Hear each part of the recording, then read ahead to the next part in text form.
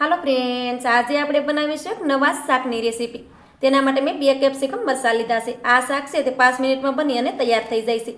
અને પંજાબી શાકને પણ ટક્કર મારે તેવું આ શાક બને છે. ખાવામાં તો ખૂબ જ ટેસ્ટી લાગે છે. તો આ રીતે મરચાંને મેં પાણીથી પહેલાં સારી રીતે ધોઈ લીધા હતા. હવે તેનો આ બિયાનો ભાગ છે તેને આપણે કાઢી લેશું.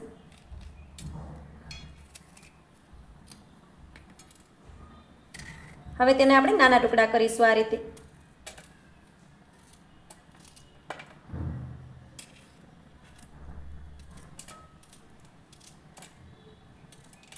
આ રીતે આપણે બધા મરચાંના ટુકડા કરી લેશું. અને વચ્ચેથી બિયાનો ભાગ છે તેને પણ આપણે કાઢી નાખવાનો છે, કેમ કે તેનો ઉપયોગ આપણે શાકમાં નથી કરવાનો.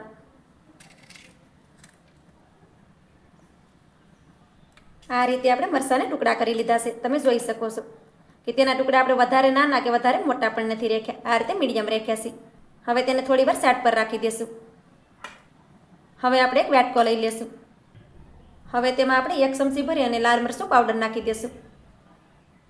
થોડીક આપણે હળદર નાખી દઈશું. સ્વાદ પ્રમાણે મીઠું નાખી દઈશું. અડધી ચમચી ભરીને આપણે ગરમ મસાલો પાવડર નાખી દઈશું. અડધી ચમચી ભરીને આપણે ધાણા જીરું પાવડર નાખી દઈશું. તમારે ગરમ મસાલો ન નાખવો હોય તો તેની જગ્યાએ તમે કિચન કિંગ મસાલો પણ નાખી શકો. હવે તેમાં આપણે 3 ચમચી ભરી અને મોળું દહીં નાખી દઈશું. દહીં આપણે વધારે પડતું ખાટું નહીં લેવાનું. આ રીતે મોળું દહીં આવે છે તે જ આપણે લેવાનું. તો તેમાં આપણે 3 ચમચી નાખીશું.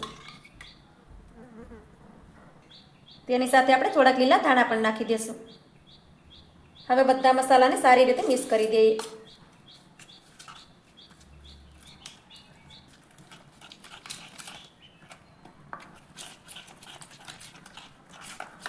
આ રીતે આપણે મસાલાને દહીંની સાથે સારી રીતે મિક્સ કરવાના છે.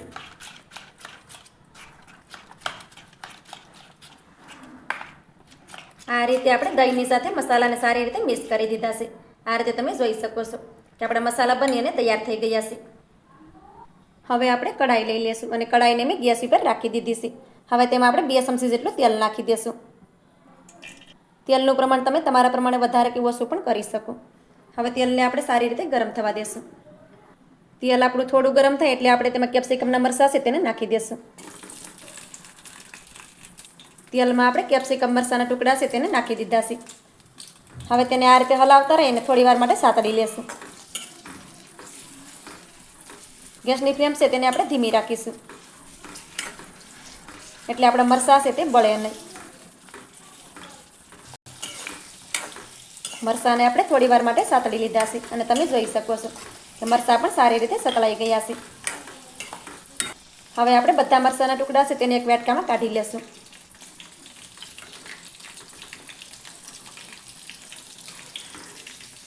તો આ રીતે મરચાંના ટુકડા સતળાઈ જાય પછી તેને એક વાટકામાં લઈ લેવાના છે.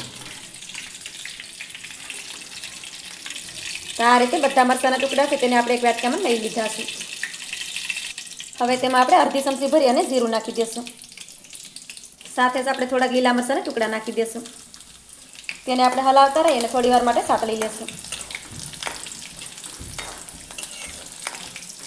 આ શાક બનાવવામાં આપણે ડુંગળી કે લસણનો ઉપયોગ નથી કર્યો, પણ તમે જો ડુંગળી અને લસણ ખાતા હોય તો તમારે નાખવાનું. તો આપણા મરચાંના ટુકડા પણ સારી રીતે સતળાઈ ગયા છે. હવે આપણે 2 ટમેટાને નાના ટુકડામાં કટ કરીને લીધા છે તો તેમાં નાખી દઈએ. ટમેટા આપણે જલ્દી કૂક થઈ જાય તેના માટે થોડુંક તેમાં મીઠું નાખી દઈશું અને સારી રીતે મિક્સ કરી દઈશું. આ શાકને મેં ડુંગળી કે લસણ વગર જ બનાવ્યું છે, પણ ખાવામાં તો ખૂબ જ ટેસ્ટી લાગે છે. આ રીતે તમે એકવાર શાક બનાવી લીધું તો પંજાબી શાકને પણ તમે ભૂલી જશો એવું શાક બને છે. ટમેટાને આપણે થોડી વાર આ રીતે હલાવતા રહીને સાતળી લેવાના છે. ટમેટાને આપણે થોડી વાર માટે સાતળી લીધા છે અને ટમેટાને તમે જોઈ શકો છો કે ટમેટા પણ સરસ રીતે સતળાઈ ગયા છે. હવે તેને ચમચીથી આ રીતે મેશ કરી દેવાના છે. આ રીતે ટમેટા તેલમાં સડી જાય પછી તેને મેશ કરી દેવાના. આ રીતે ટમેટા છે તે સરસ રીતે મેશ થઈ જશે, અથવા તો તમે ટમેટાની ગ્રેવી કરીને પણ નાખી શકો.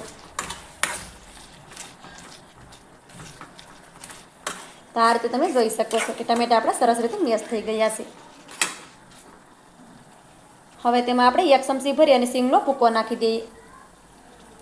તેની જગ્યા પર તમે બેસન નાખવો હોય તો પણ નાખી શકો. તેને પણ આપણે સારી રીતે મિક્સ કરી દઈશું. સિંગનો ભૂકો નાખવાથી શાક છે તે ખાવામાં સરસ લાગે છે. તેને પણ આપણે સરસ રીતે મિક્સ કરી દીધો છે. હવે આપણે મસાલાની પેસ્ટ બનાવીને રાખી છે તેને પણ તેમાં નાખી દઈશું. હવે તેને આપણે સરસ રીતે મિક્સ કરી દઈએ. તો આ રીતે મસાલાને સારી રીતે મિક્સ કરી દેવાના છે.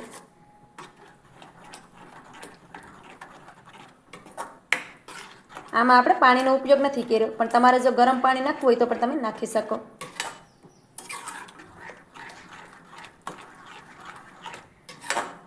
મસાલાને મેં સારી રીતે મિક્સ કરી દીધા છે. તમે જોઈ શકો છો કે સરસ એનો કલર પણ આવી ગયો હશે. હવે તેની ઉપર આપણે ઢાંકણ ઢાંકી દઈશું અને મસાલાને આપણે 2 મિનિટ સુધી સળવા દઈશું, એટલે મસાલા છે તે સારી રીતે સળી જાય. મસાલાને આપણે 2 મિનિટ સુધી સળવા દીધો હશે. ત્યાર પછી આપણે ઢાંકણ ખોલી અને શેક કરી લેશું. આ રીતે મસાલાને તમે જોઈ શકો છો કે ઉપરથી આ રીતે તેલ દેખાઈ ગયું છે, કેમ કે મસાલો છે તે સરસ રીતે સળી ગયો હશે. હવે તેને સારી રીતે મિક્સ કરી દઈએ.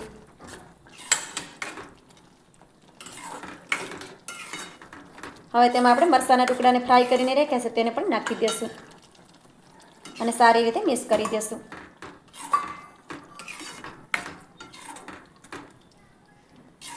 હવે આપણે ફરીથી તેની ઉપર ઢાંકણ ઢાંકી દઈશું અને મરચાંને પણ આપણે મસાલાની સાથે 1 મિનિટ જેવું પાકવા દઈશું. 1 મિનિટ થઈ ગયું છે અને શાકને તમે જોઈ શકો છો કે શાક પણ આપણું સરસ રીતે સળી ગયું છે. આ રીતે શાક બનાવશો તો તમે જેટલી રોટલી બનાવશો ઓછી જ પડશે. ખાવામાં તો ખૂબ જ ટેસ્ટી લાગે છે અને શાકનો કલર પણ કેટલો સરસ એવો છે. તમે જોઈ શકો છો કે તેનું રિઝલ્ટ છે તે તમારે સામે જ છે. હવે આપણે ચીઝ લીધું છે તો તેની ઉપર નાખી દઈશું